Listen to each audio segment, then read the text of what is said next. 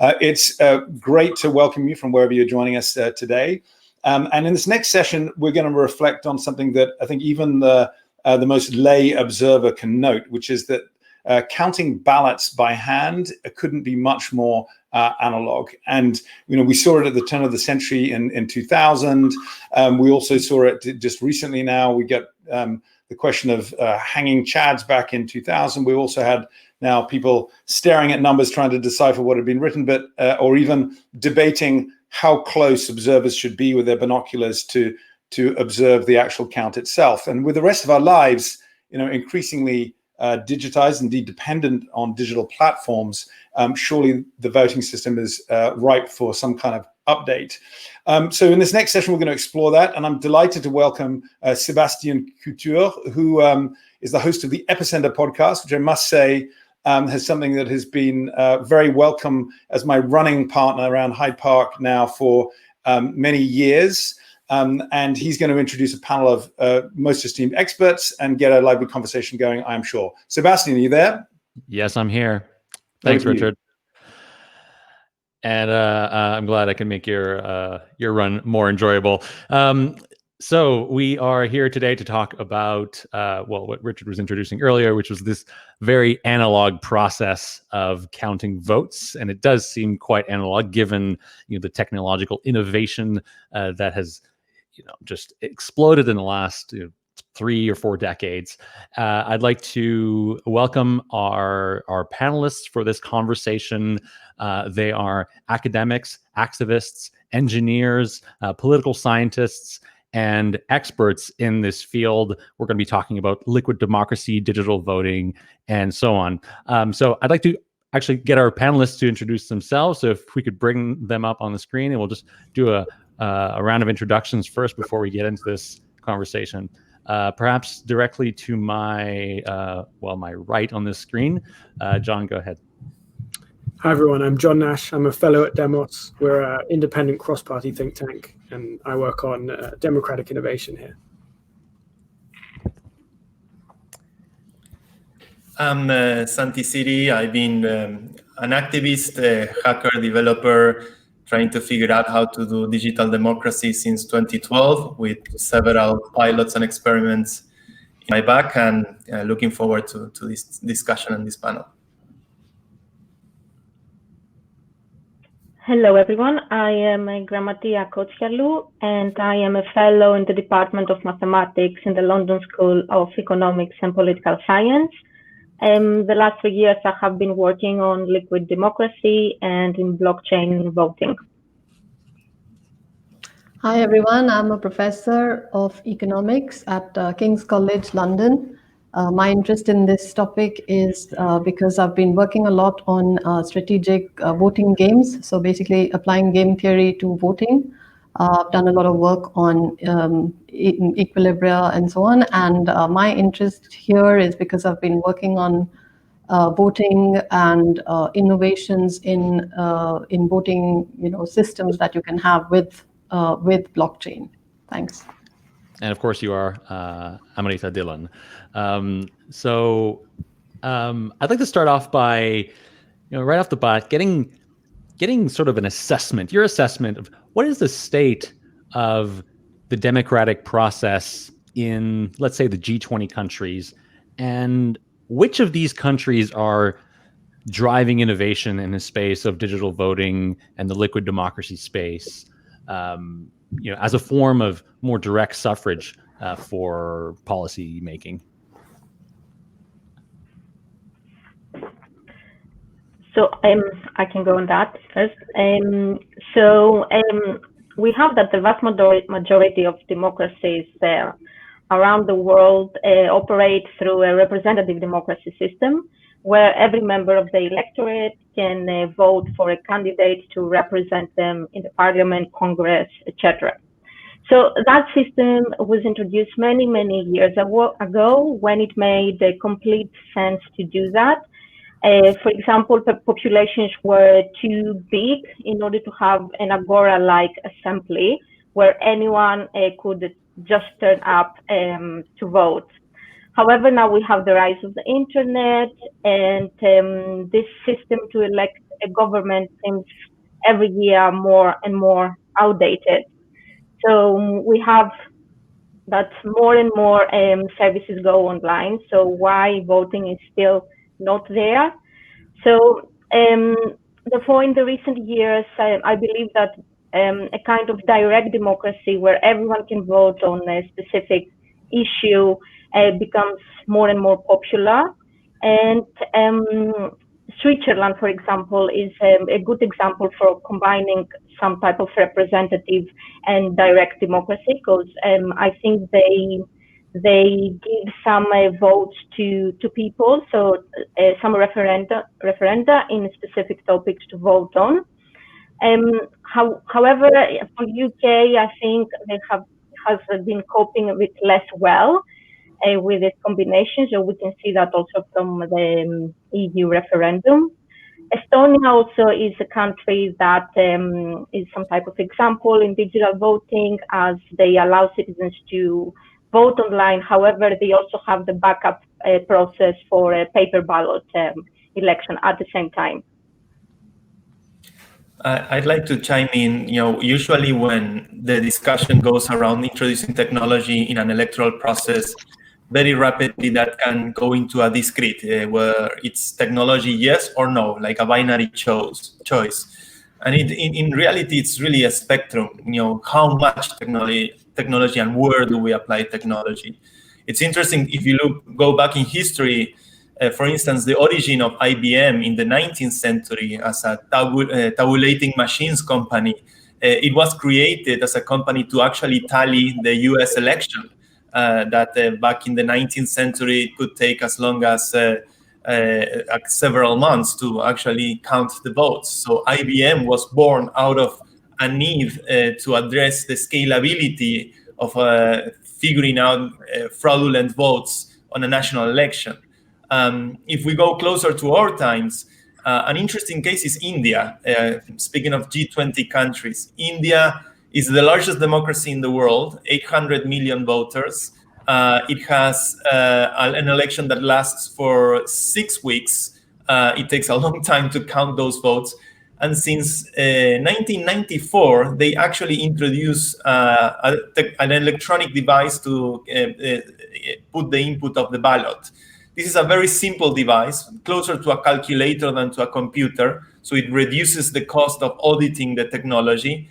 But an interesting fact is that until then, on every election in India, an average of 200 people died because of the violent events, ballots being stolen, ballot boxes being burned, all kinds of events that happen in such a big country like India.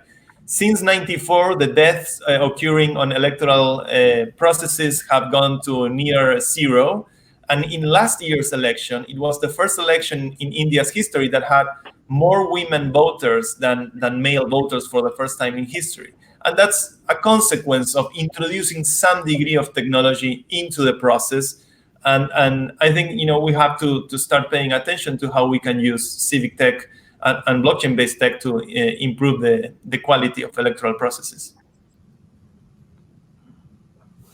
There's a great quote by Leo Strauss that comes to mind here. He said that political science fiddles while Rome burns, and they're excused by two things. They know not that Rome burns, and they know not that they fiddle. And so I'm somewhat less optimistic about the answer to this question, in that I see a lot of fiddling. Representatives giving citizens, say, 1% of the budget in participatory budget exercises, or remote cantons in Switzerland exercising broad direct democracy. And I would like to see more, but I don't think we've quite arrived at a comprehensive answer. I think once we figure this out, then we can start to see movements in this direction. But in terms of the state of play today, it's not great. I tend to agree with that. With regard to the question about which countries are at the forefront of innovations, actually what we see is that although there has been some social science research on how electronic voting can improve outcomes. So one is the case of Brazil, where an economist, Thomas Fujiwara, showed that that the fraud measured by the number of residual votes goes down, and health spending on especially for the poor goes up. So it had some clear benefits there. And in the case of India too, there have been studies showing that, I mean, of course, Sandy mentioned the violence, but there have also been studies showing that ballot stuffing, which used to be a big feature of elections when they were held at without these electronic voting machines, that has gone down tremendously. On the other hand, in some developed countries like the Netherlands, they have actually reverted from electronic voting to paper ballots. So obviously there are deep fears about hacking of these of electronic voting. So I think one of the big questions is how we can ensure that voters trust the system of electronic voting. Thank you for those answers, and I'm kind of comforted to see that there's sort of both sides here. One that's perhaps more optimistic, and one that sees things perhaps in a more pessimistic light. But that'll make for, I think, for a good debate in this conversation. Was during this answer was mentioned some of the benefits of electronic voting. One was the reduction of ballot stuffing, voter fraud, obviously more access to underprivileged populations, etc. I believe in India, these electronic voting machines are even carried into the forest and into the deep the deep forests of India to deliver them to people so that every single participant can vote, which is great. But looking more at the broad benefits of direct digital voting and just to a broader extent liquid democracy, what are the incentives here for the different stakeholders in democracy? That is, individuals, voters, but also governments, and to a third extent, corporations that also participate in our democracy to some extent. In my personal experience, when I did activism back in Argentina, along with some colleagues and friends, we did a political party, and we tried to change the system from within. My conclusion after several years of political activism in Latin America is that if you want to be successful in that system, it's more likely that you will end up being changed by the system first. You will end up becoming yourself an efficient player of a system that tries to persist and be preserved throughout the decades and throughout the centuries. My philosophy today, it's a personal take, is that we rather figure out how to build a new model that makes the existing model obsolete. And in that regard, the rise of blockchain networks or trust networks that allow for the creation of new kinds of entities, for instance, the creation of distributed autonomous organizations or entities that are operating cyberspace, that do not rely on any traditional jurisdiction and execute their decisions by means of smart contracts. It's an entirely new canvas to explore governance and what governance is in the 21st century, that does not need to ask for any kind of special permission. And it just takes a new generation to start piloting and trying and experimenting with this new technology. And that can work for public goods and for private entities as well. Yeah, I see several good features of a system like liquid democracy. For example, in referenda, which Gramatea mentioned, for Switzerland, there are referenda where, for example, there was the Brexit vote. There are various policies that the government might want to take on how to control coronavirus. And in all of these, I think that the role of being able to delegate votes to people that you think know more than you, that should be a good feature of liquid democracy. This is something that I've worked a bit on. And what we show mathematically is that actually the information aggregate, it is possible to construct mechanisms of liquid democracy so that information is better aggregated in large elections. I would like also to mention here that thanks, Santiago, for sharing your experience with trying to change the system from within. And I would like here to say that there are more and more people in academia that they are getting into the exploring the liquid democracy mechanisms. So I believe that will be very helpful, and it's going to have some good results that we can rely on later of how we can move something like that into practice. I also believe that one of the main ways to do something like that is the blockchain technology. So this technology could potentially move politics into the 21st century. And there are many projects and teams that they are looking into that, of how you can create a secure and trusted online voting systems. And that's mostly to create the trust for the public to trust the online voting systems.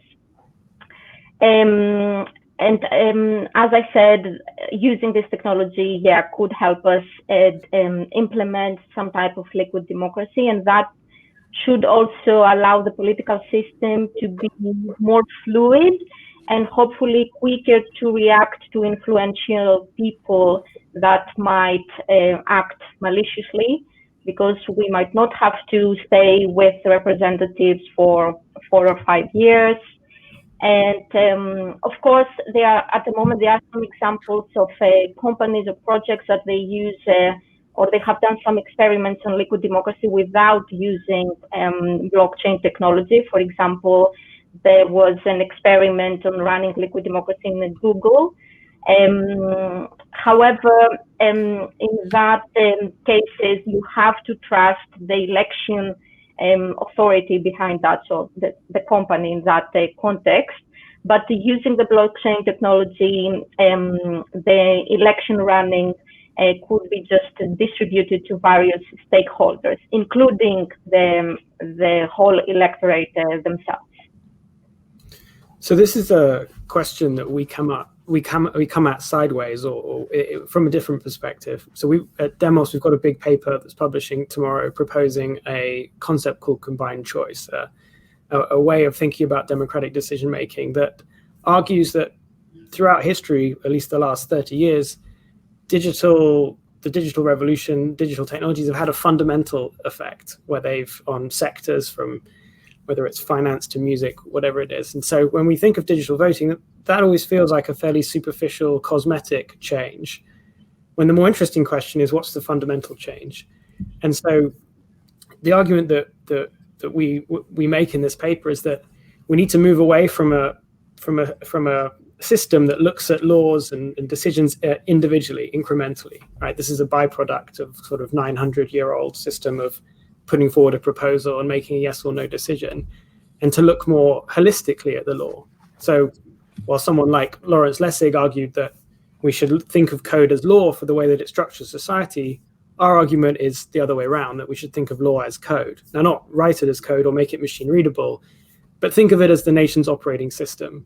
And so the proposal we're putting forward continues that logic out and says, if we take all of the rules that structure society and we bundle them together in one place, then suggestions of change, ideas can be put forward as an alternative version of that bundle rather than as an incremental yes or no decision. And our group of decision makers, whether it's every citizen or a smaller group, can choose the bundle of stuff they want, and the one with the most support is adopted. And this is something we're putting into practice with a housing estate in East London, and we hope to soon be used in Birmingham to make various local level decisions.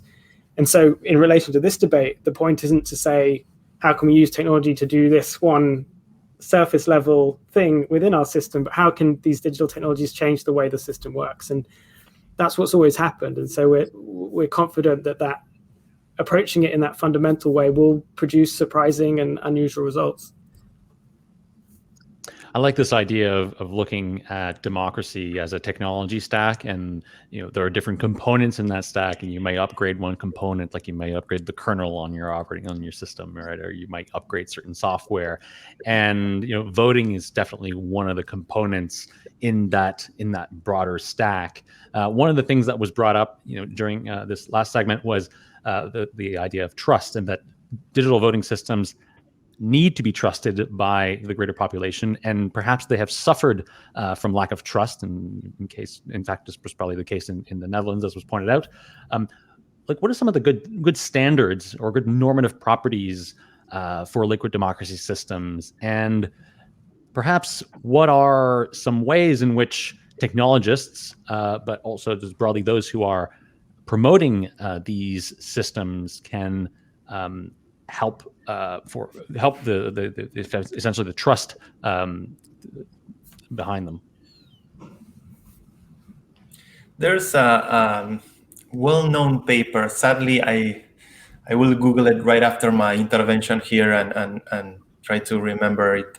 But there's a paper that tries to address the problem of voting systems coming from strictly from an information theoretic perspective. And ultimately, like, the desirable system for any electoral game is you want a system where you have guaranteed vote secrecy. You want the privacy of the vote to be an element that so you prevent the coercion of the consciousness of the voter, and the voter can vote freely. Then you have to guarantee the integrity of the vote, meaning that from emission to tallying, you have the guarantees that the vote will be the vote that the voter exactly wanted to vote, that there's no middleman or attack in the middle that will try to change that vote. So integrity is very important.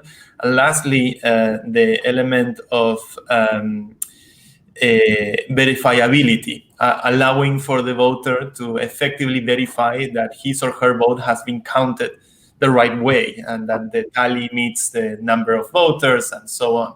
So secrecy, integrity, and verifiability are three key properties for any electoral system. But when you analyze it from a strictly information theoretic lens and looking at the problem from a mathematical theoretical standpoint, not from real world challenges, the paper comes to the conclusion that it's very hard to reach all three, that you end up having some kind of trilemma where there have to be concessions. You can have a private secret vote, but then guaranteeing the verifiability is not that easy, or there's only 2 out of 3 that you can gather. So it's a very complex problem. It dates back also to Arrow's famous paper on the challenges of elaborating a perfect democratic system, at least from a mathematical standpoint, where we have to deal with the grim reality that the perfect voting system might not exist.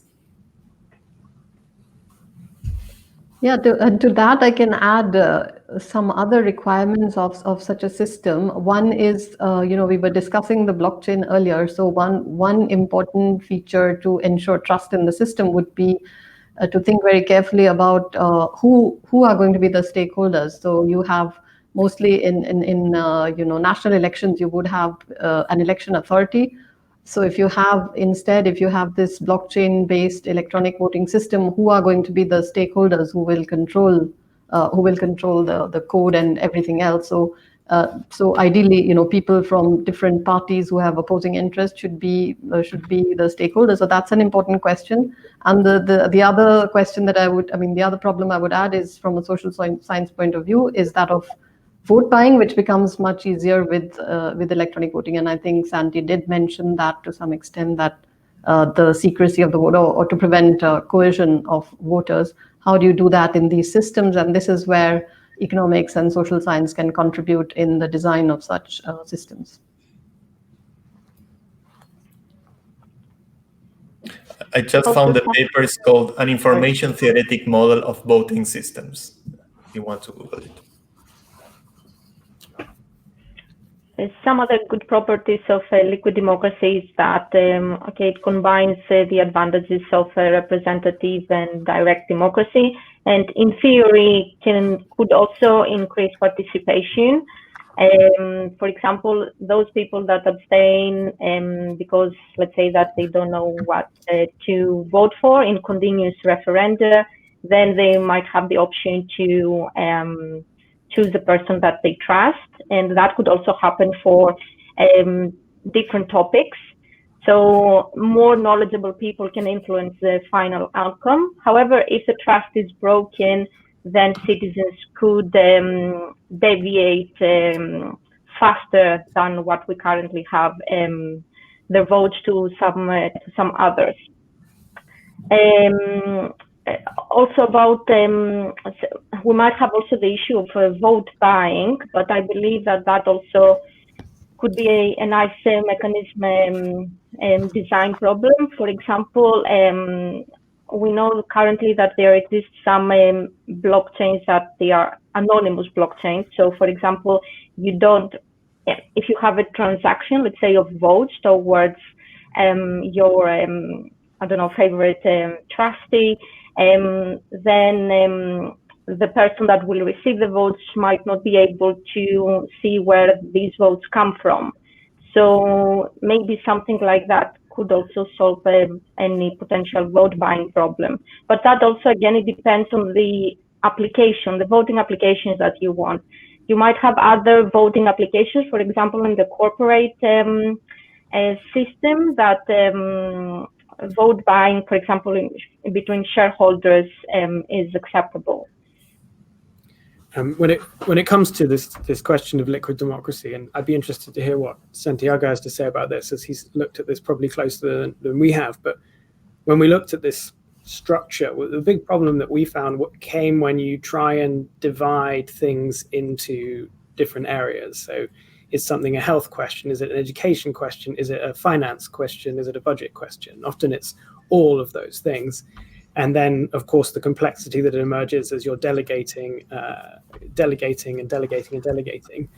And so we came to the conclusion that liquid democracy isn't a good idea. And that, I wonder what my fellow panelists may disagree, and then in the sort of same exercise, we looked at a lot of blockchain-based ideas. And one thing that struck us was that there is an inherent distribution to a democracy, right? You're asking lots of citizens. And so rather than involve sort of distributed ledgers, distributed computation, a currency, an exchange, all these kind of things, we came to the position that the best form of distribution we could have in a democracy is a situation where the decisions of each person are held in different locations and then aggregated to reveal their preferences. Whether that passes Santiago's 3 tests, I'm not sure. I think that's perhaps impossible, but that's our view. So I'm on the other side of the fence when it comes to liquid democracy. It's a fascinating topic. I think that one interesting thing about electronic technology is that it gives us a new canvas to advance the game theory on how voting systems work. And we no longer have to be limited to strictly first past the post voting and people raising hands and that's it. We can go many, many steps further, and probably since the rise of the smart contract economy and where there are a lot of governance experiments happening, we are starting to see how these experiments play out. There are several ideas. We have at Democracy Earth experimented with many of these. We have tried liquid democracy in the past. We have seen liquid democracies being implemented in some other protocols. Usually, there's a nice case that I always quote that is it's a blockchain project called Lisk, and you have the ability to do what it's called delegated proof of stake. It's not exactly democracy because there's no way of formalizing human identity on blockchains yet, but people were voting directly with their tokens or delegating tokens to other participants. And the community ended up having 2 large parties, Republicans and Democrats, all over again competing for the decision-making process.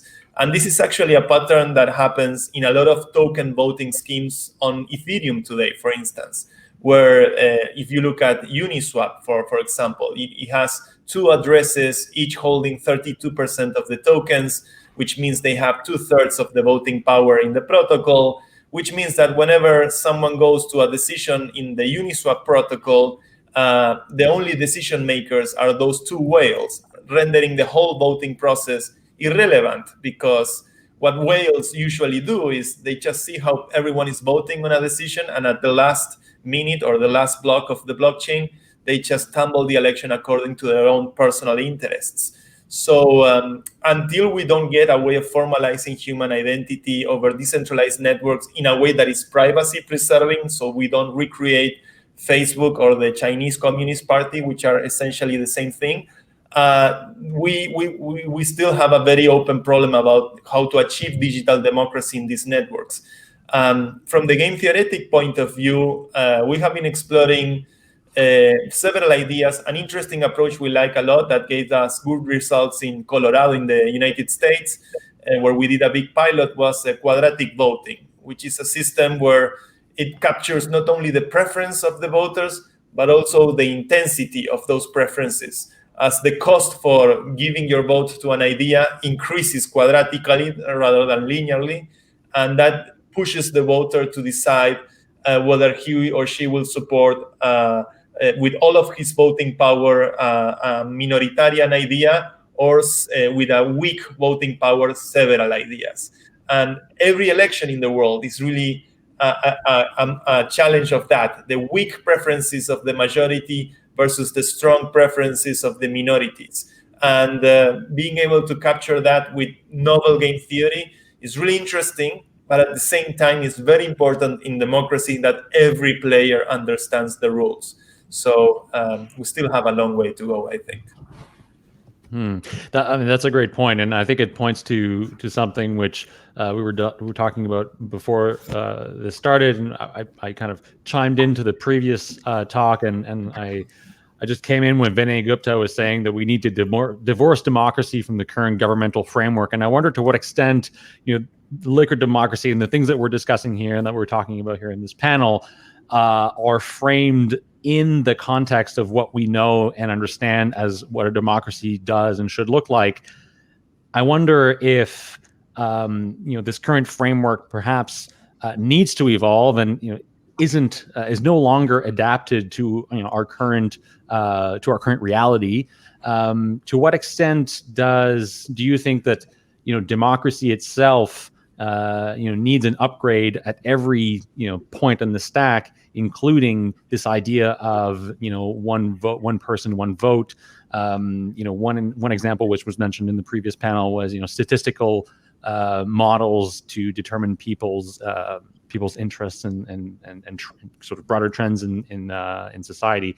What are your thoughts on some of these ideas as democracy? Well, it certainly needs to evolve, and I like seeing these ideas sort of battle it out. And I think we have to be quite blunt when we're comparing them and testing them and looking at them. The thing that I'm most excited about is this idea of a sort of two-sided network or a two-sided market, where instead of having to go down the quadratic route, or instead of having to randomly select citizens, you've got a group in which people are free to choose the thing they want, but they're also free to propose alternatives. And this is kind of how the free market works. And it produces great results, because if you don't like what you see, you can put forward something else. So the freedom to choose tells us which is best, and the freedom to propose increases the quality of available options. And so I think rather than making democracy more complex for citizens, asking them to do more, we can ask them to do less, but add that second side and improve the quality of what's being decided. There's a famous president from Uruguay, very loved by everyone in Latin America except by Uruguayans, as usually happens with politicians. No one is a preacher in their homeland.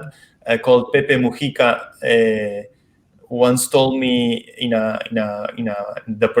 one day that I was able to meet him in Washington. I asked him, well, what kind of advice would you give to a democracy activist? And he said, you're going to get tired a lot, because it's a never-ending process. Democracy is always a working process. If democracy was an absolute idea, a totalitarian idea, it would be pretty much a fascist model of the world, like every other ideology that is out there that gives you a complete idea of the world. Democracy is the one exception. It's the system about how we make decisions, and not necessarily about a conclusion about how the world should work out. So it's always going to be a frustrating process, because it's a process that should have first and foremost the goal of including everyone in a decision-making process, and that takes education, that takes technology, that takes a lot of tools, and I guess it's an ongoing evolutionary process. The good thing is that every government in the world claims to be a democracy. North Korea is called Democratic People's Republic of Korea. In the Chinese constitution, it says, like the second paragraph, China is a democratic dictatorship, whatever that means. So it's interesting that it's an idea that subversive, that can penetrate every government in the world, yet everyone has very different ideas of what it means. Yeah, I see that this is, the evolving of the evolution of democracy and technology. It's a huge challenge because the incentives of politicians to implement any of these new systems, which might distribute power more equally among people, is going to be resisted, it seems, a lot. So even if we think, ideally the blockchain might solve the problems of secure electronic voting, or that liquid democracy is much better in this complex world where, you need experts to make decisions. So liquid democracy might be ideally very useful, but it's probably going to be resisted a lot. And so I don't know what the projection is, what we can expect in terms of implementation of any of these technologies. So what I have to add in all these nice comments that I totally agree with is that some type of liquid democracy could maybe start from smaller scale. So, for example, some trials or some local authorities, as John mentioned before, and from the bottom to the top. So I think that should probably have some type of effect in order to make more people come together for the decision making as well for their everyday lives.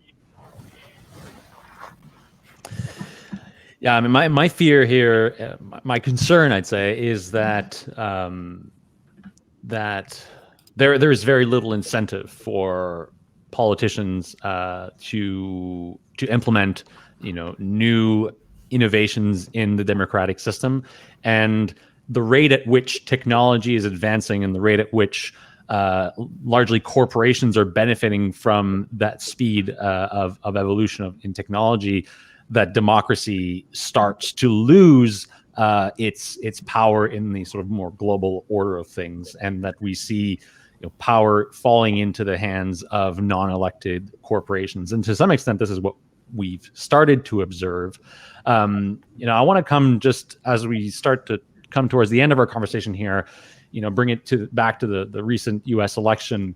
One of the things that stood out to me as I was following this was the extent to which people seem to be so incredibly attached to the democratic process and the framework for the U.S. democratic process, so the U.S. Constitution. It seems almost sanctified, right? That this document that was written, 2.5-3 centuries ago, still is upheld in some sanctimonious fashion. This is the case, here in France, for example, as well. The Constitution isn't nearly that old here, but obviously that has its flaws. The world has changed since then, and I feel that there's a reluctancy to replace the systems that are already in place, and have systems that are more adapted to a modern society. What are some signs that we might observe that things could change in the future, or are we headed towards a more bleak, outcome where we perhaps go more towards conflict than a more just democratic system? I had a conversation recently with a China analyst, and we were sort of semi-joking that there seems to be these two options between a highly efficient authoritarian regime or a highly inefficient democratic regime. That's it doesn't totally fall into those categories, but that seems to be the kind of the dichotomy. And so I would say that the big challenge, the big exercise, is to create the efficient democracy, and that is the nuts and bolts. It is the system, it is the processes, and demonstrating something that works so much better than the system we've got in whatever use case that it starts to spread. Those are my 2 cents. Every American election to me is an interesting case study on how to exploit democracy in one way or another, whether it was Cambridge Analytica 4 years ago or mailing ballots on this year's election. The one thing that we do know is that we usually go to a vote when it's a hard, difficult, conflicting decision. We don't go for a vote for easy choices or easy decisions. So by definition, democracies have to thrive in very hostile environments. And hostile environments means that there will be players willing to cheat, willing to corrupt, willing to take over the election, whatever it takes. So the systems that we build have to be extremely resilient to be able to survive these kind of hostile actors. And the reason we go to democracies is because the higher the risk in a decision, the higher the need for legitimacy in the decision-making process. That's why we choose the route of democracy, to address the need for legitimacy in a very conflicting environment. Democracies are not meant to rule over easy decisions or simple decisions. So in that regard, I think we will keep seeing exploits over democracies every 4 years or every 2 years around the world, as technology also plays an important role in manipulating and setting the agenda. And I know from experience on every pilot we have done in Democracy Earth, we had attempts from hacking coming from governments, coming from activists, coming from insiders of an organization. If the decision is important, there will be exploits. Yeah, I think I am also quite pessimistic about the adoption of, good democratic practices or changing the current system. As I said before, I think I'm quite cynical about politicians wanting to give up their power. But looking at, how change happens might be a good way to go. So looking across countries to see which ones have adopted better systems and how they did it might be one way to research on this. And what you notice also is the large number of protests that are going on from ordinary people across the world. And one question that is really standing out for me is when do such protests succeed? And if they do succeed, then I think that gives us a hint about what conditions are needed in order to change democratic processes. And the one more challenge I can see in all this evolution of democracy is that it is a topic that involves many different disciplines. So it's not only computer science, mathematicians, economists, social scientists, lawyers, activists. So it requires the effort of all these disciplines together. But the good thing is that at least in academia there is some new trend for interdisciplinary, multidisciplinary research that I believe that could deal with this, at least with this challenge as well. But there is a lot of way to go. One of the things that stood out for me here, Santiago, is the parallels between your statements about the attacks on democracy and software. And if you think of the U.S. democracy as software which was written 300 years ago, and the last update happened in 1992 with the 27th Amendment, well, no wonder it's getting attacked with like these very modern exploits, right? That exist in sort of our current reality. Is it safe to say that democracies that don't update at a quick enough pace, right, that don't apply the software patches, are due and are bound to be exploited and whatever consequences that has? To me, the most salient fact of the week of the American election and of these last couple of weeks is that the rise of the price of Bitcoin and crypto in general is going significantly up in a very fast pace. And that's the strenuous effect of people exiting a system and engaging in something else. Well, you're being quite generous in referring to it as old software. In the UK, we still write laws on bits of dried animal skin. And so I think the question isn't how we vote, but what we're voting for. And so I would encourage a bigger framing of the issue.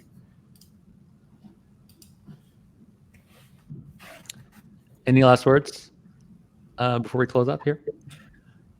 I know we've been a bit pessimistic, but I choose not to surrender. It's going to be a battle of generations, and the more we keep fighting, eventually the better things will get. And I think it's an exciting time to be working on technology around this. There's tremendous potential, tremendous creativity being applied to this. And I recover my optimism when I meet young hackers around the world building on Ethereum with Bitcoin and on these new networks that are daring to create a new institutional reality for the world. Marita, any final thoughts? No, I think the U.S. election, demonstrated to us how similar the U.S. is to countries like India. I mean, we have, or even Africa. We have coups going on and very similar sorts of problems, which we were really shocked to see that the U.S. could have these issues of trust in elections as developing countries have. So. Indeed, many of my friends have mentioned how India could actually help the US by providing them these electronic voting machines to help them next time. So I think maybe there is this convergence happening in politics, if not in economics.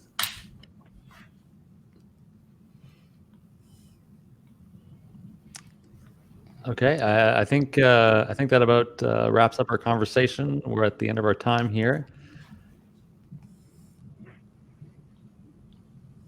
Thank you to all of you for those excellent insights, and I look forward to connecting with you in the future.